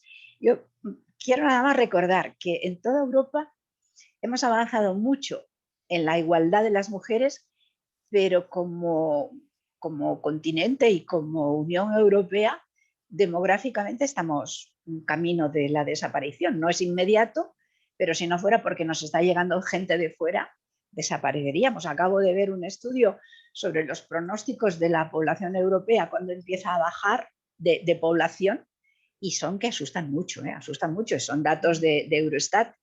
Entonces, nos tenemos que pensar muy bien qué es lo que queremos, porque o ponemos tantas dificultades para la igualdad que las mujeres lógicamente no pueden y no quieren tener hijos. Y eso es un desafío muy fuerte. Chile quiere empezar un proceso de reducción demográfica. Pues si no quiere, si quiere, no tengo nada que objetar, pero que sepa que es que está camino de una disminución paulatina demográfica, y países alrededor que a lo mejor no están en la misma situación, como nos sucede, por ejemplo, a todos los países que estamos en la franja sur de Europa. Estamos en zona de plena confrontación demográfica, rodeados de sitios que demográficamente son potentes y nosotros demográficamente muy poco potentes. Ese es un tema. Ahora, si quiere Chile mantener la reproducción que tiene ahora mismo, entonces tiene que saber que apenas nos den libertad, si no lo acompañan con otras medidas, esa libertad va a ser para decir bajamos la natalidad. Porque se hace dolorosísimo mantener la natalidad en circunstancias en que no está repartida la carga, en que no se valora todos esos componentes. Por eso digo que es una revolución.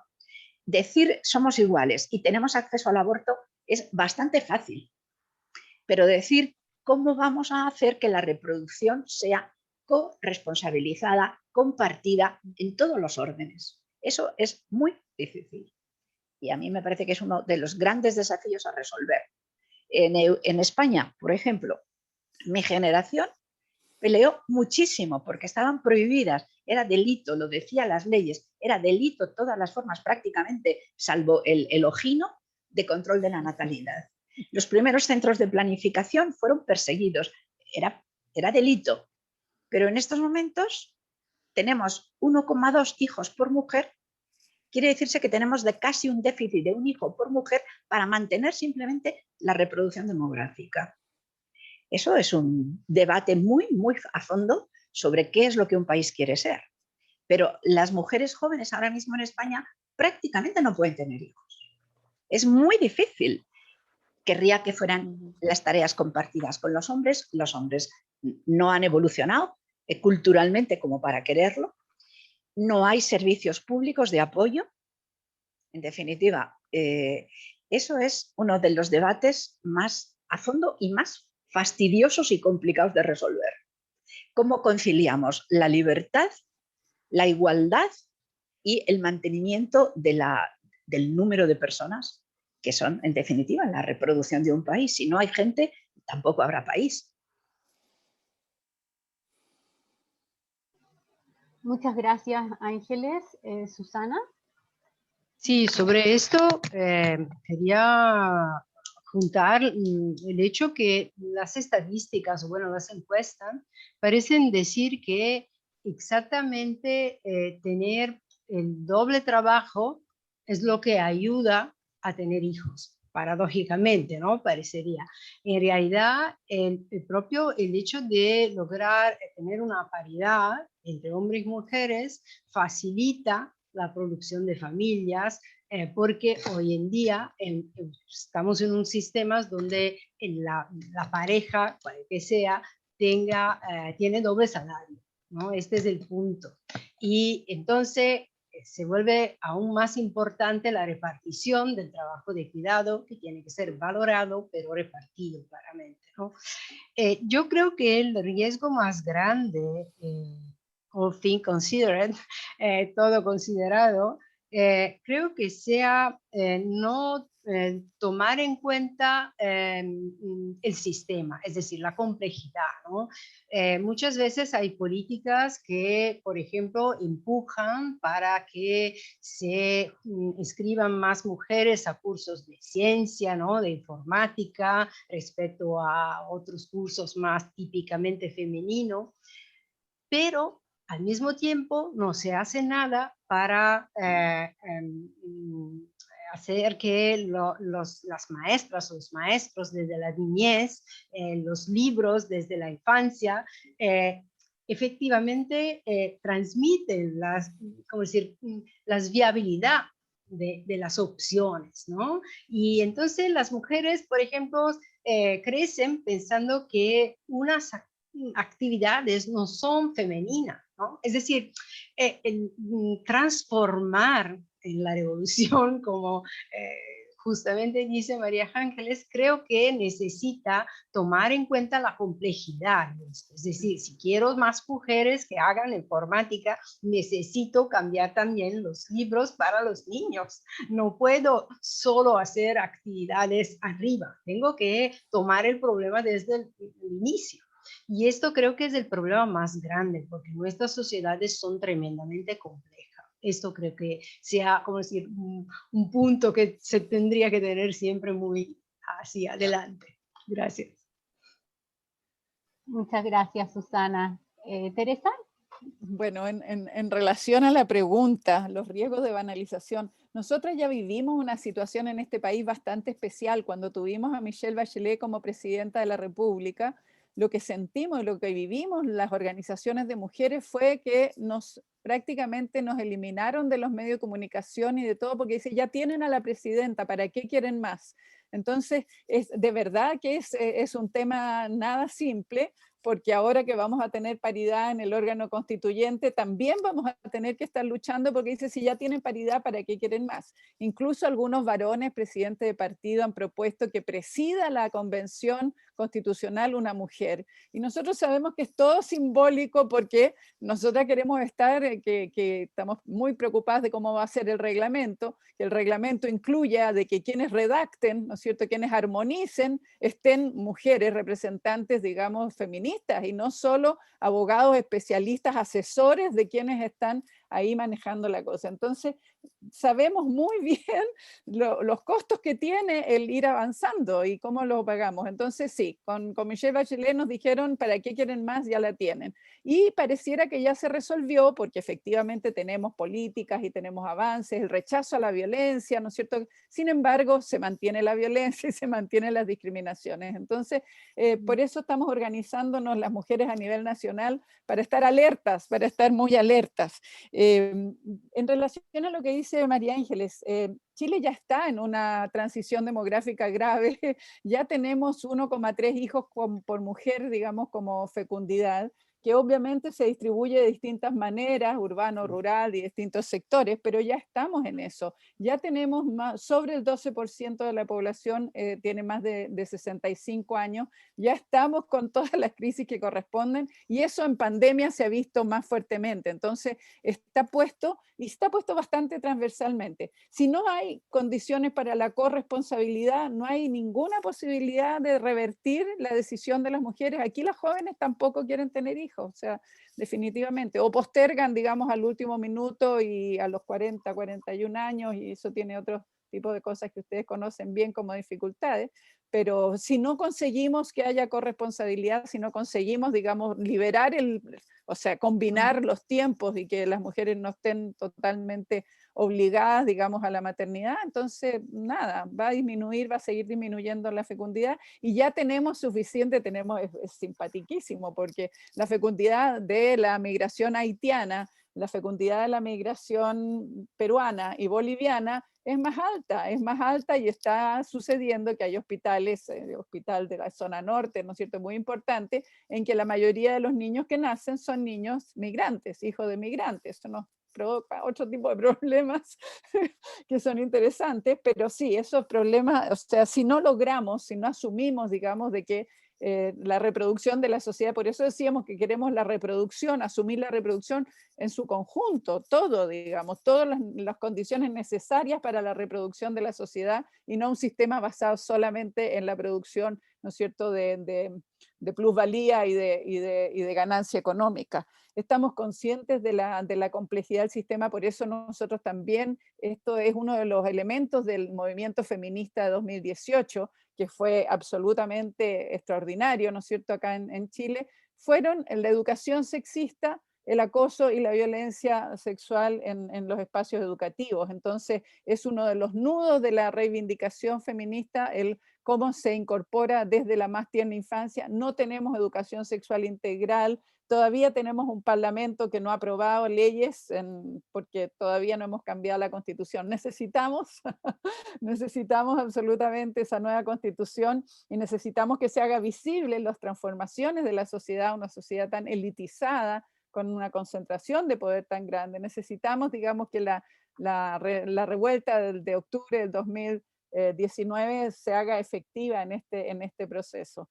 Y como ya no voy a poder hablar de nuevo, quiero agradecer muchísimo, agradecer la oportunidad de conversar, de participar en este panel, agradecer muchísimo a María Ángeles y a Susana. A María Ángeles la vamos a invitar de todas maneras y si podemos a Susana también, porque estamos organizando porque necesitamos llenar de contenido y darle los elementos del debate para lo que va a pasar. La Convención Constitucional va a funcionar 9 meses en principio, más 3 meses posiblemente adicionales, y es clave el que nosotros podamos desarrollar los argumentos y llevar todos los elementos de la experiencia de ustedes, de la experiencia europea, ¿no es cierto?, como argumentos, porque tenemos que hacer las alianzas. Entonces quiero agradecer muchísimo todo lo que ustedes nos han brindado.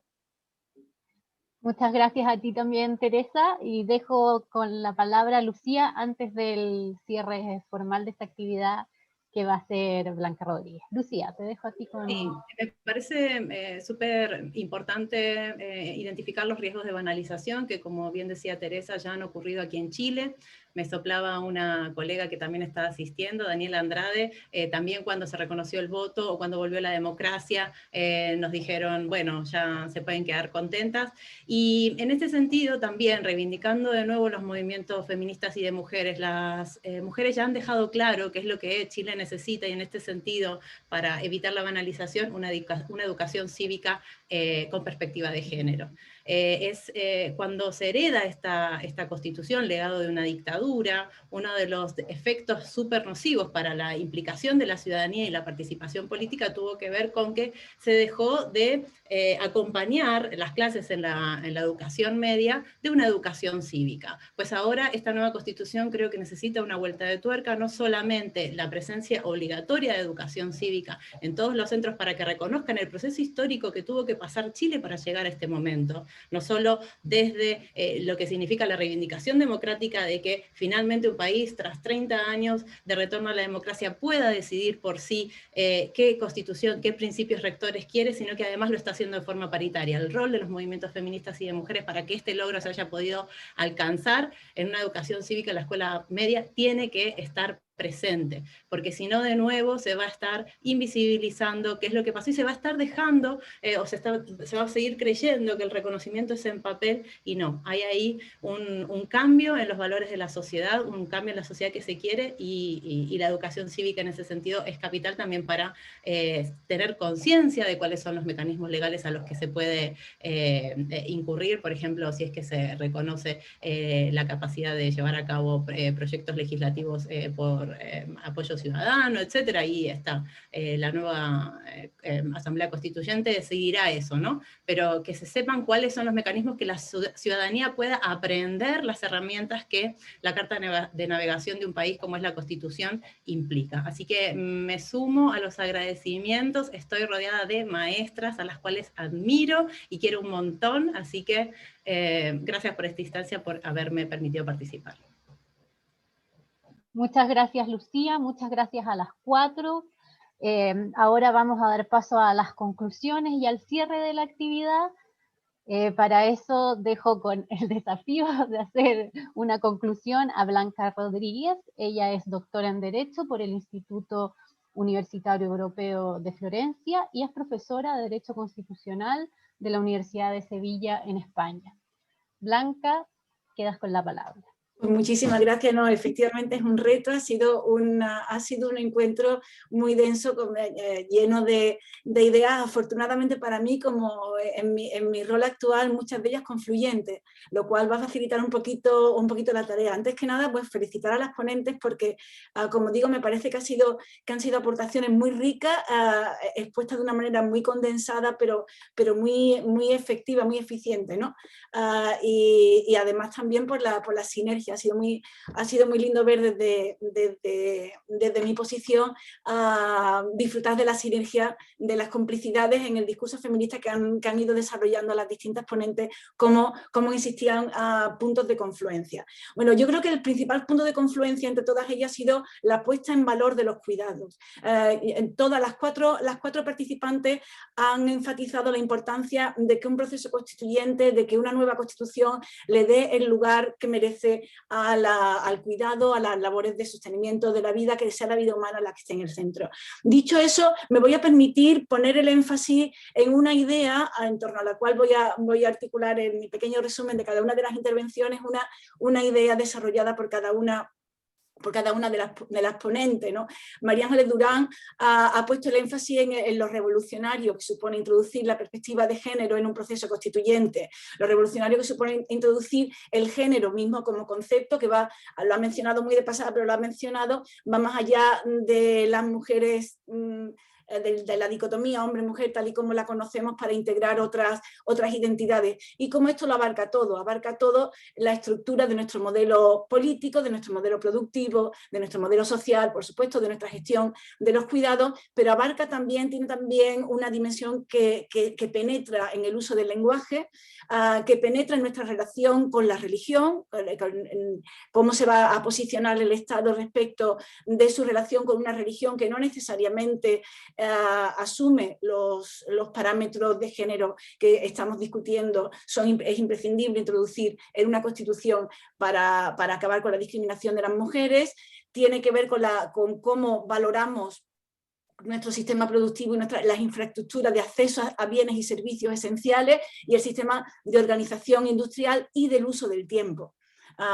Y ha enfatizado la importancia de que el uso del tiempo sea también objeto de medición, poniendo como ejemplo a Ecuador, objeto de medición no solamente nuestra producción, sino también el uso del tiempo, porque cómo podamos disfrutar de esos bienes y servicios básicos no va a depender solo del dinero que tengamos, sino también del tiempo del que dispongamos. Y en esto nos advertía a María Ángeles Durán que, bueno, el ideal no va a ser el resultado de un proceso constituyente, que hay que hacer pactos, que nos vamos a encontrar con obstáculos, que estos obstáculos y estos pactos pueden traducirse en ciertas ambigüedades, que a lo mejor valdría la pena ir con cautela para no prometer más de lo que se pueda dar, y que en todo caso no todo el trabajo está terminado en el momento constituyente, sino que hace falta seguir haciendo esfuerzos, y que estos esfuerzos, bueno, hay veces que tienen ciertos costes de oportunidad, y algunas víctimas colaterales más o menos anónimas que pueden quedarse con el camino. Así que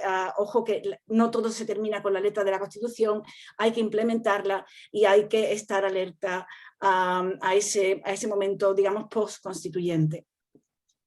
Susana Pozzolo pondría de nuevo, aunque como decía, una línea constante ha sido poner en valor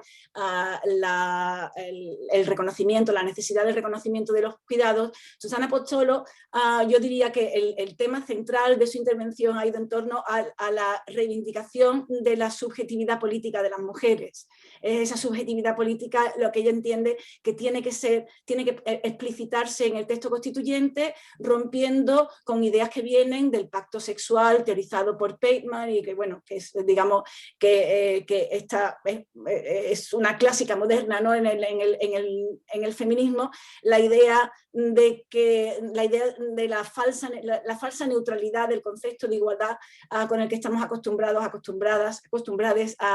a trabajar. No, la igualdad no es neutra, toda neutralidad, por mucho que se quiera buscar en un contexto patriarcal, va a tender a impregnarse de valores masculinos, con lo cual tenemos que hacer un esfuerzo por introducir la subjetividad política de las mujeres en un sentido transversal y profundo, en la definición, en el reconocimiento de derechos. El derecho y los derechos son sexuados, están sexuados, y hay que hacer visible la subjetividad de las mujeres como titulares de derechos, y hay que introducir la perspectiva de género, que es lo que nos propone en todas las políticas públicas, y en las políticas públicas en sentido estricto y más allá. Bueno, en Europa tenemos el mainstreaming de género, pero hay que primero formularlo, y formularlo bien y aplicarlo bien.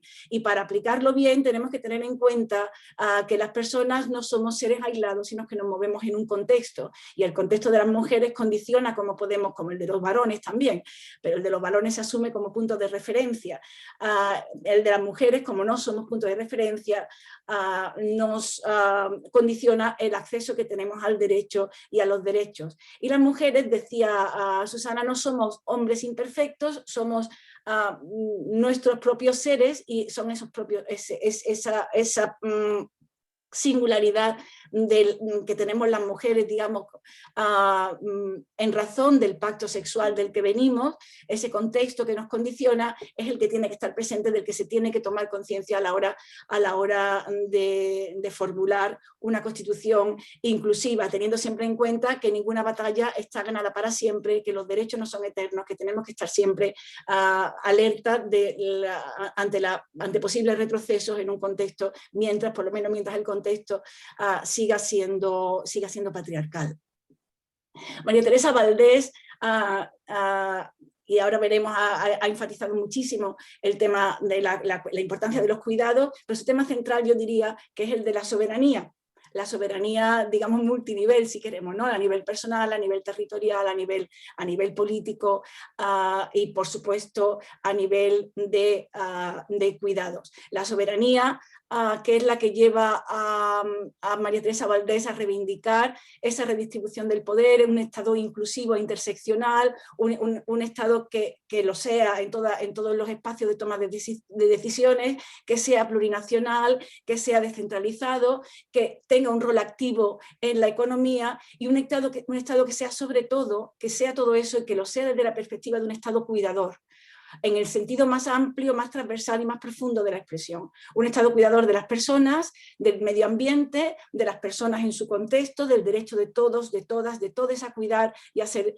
cuidados y cuidadas, a cuidar de las personas que cuidan, a tener en cuenta el espacio que dentro del Producto Interior Bruto, ya mencionaba el 20%, ocupan los cuidados en Chile, y un Estado que nos cuide también en nuestro cuerpo, que asuma la soberanía de nuestro cuerpo, la respete y la ponga en valor, es decir, un Estado que reconozca nuestros derechos sexuales y reproductivos, y dentro de nuestros derechos sexuales y reproductivos que tenga en cuenta, para ser un Estado genuinamente cuidador, la diversidad de modelos familiares actualmente existentes en Chile, y el peligro que podemos correr si descuidamos y perdemos de vista algunos de esos modelos familiares por aferrarnos a un modelo formal, tradicional de familia que no los contempla.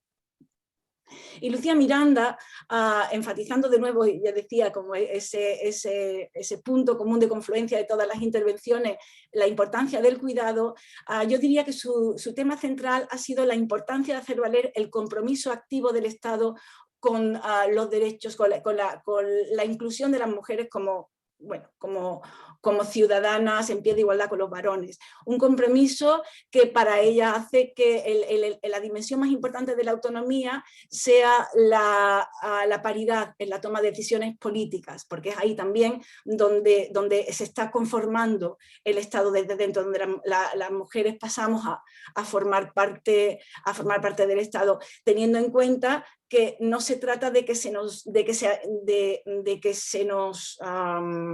se decida por nosotras nada. decía, las mujeres ya sabemos lo que queremos, los movimientos feministas ya están dejando claro qué es lo que las mujeres quieren y están reivindicando lo que es lo que las mujeres necesitan en Chile, con lo cual no se trata de averiguar nada, se trata ni de cuidar por nosotras de aquello que nosotras queremos lograr, sino de asumir el compromiso, de facilitarnos la tarea de conseguirlo y de asegurarnos de que ese compromiso se va a ejecutar de manera efectiva, es decir, el rol garantizador del Estado en relación con los derechos y con la ciudadanía democrática de las mujeres. Bueno, esa sería mi propuesta de resumen de las ponencias. Muchísimas gracias por invitarme, invitarla a hacerlo. Ha sido un tremendo placer escucharla con atención redoblada, ya que tenía que hacer este resumen final. He aprendido muchísimo. Muchas gracias por sus intervenciones y por la organización, por invitarme a hacerlo.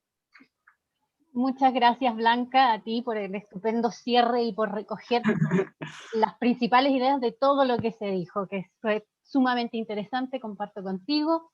Agradecer nuevamente, para mí también fue un placer, siempre es muy enriquecedor escucharlas, así que gracias a nuestras panelistas, gracias a Blanca, gracias a quienes han asistido, nos han acompañado hoy, dejar los invitados e invitadas para mañana, a la segunda sesión de esta mesa, que es en el mismo horario, a las 11 de la mañana aquí en Chile, a las 5 de la tarde allá en Europa. La segunda mesa va a tratar la constitucionalización de la experiencia ciudadana de las mujeres, así que estamos seguros que va a ser también una mesa sumamente interesante y que lo más importante de todo, creo, es un insumo valiosísimo a estos pocos días de dar inicio a esta tremenda desafío y experiencia que va a ser el proceso constituyente en Chile. Así que gracias a todos y a todas.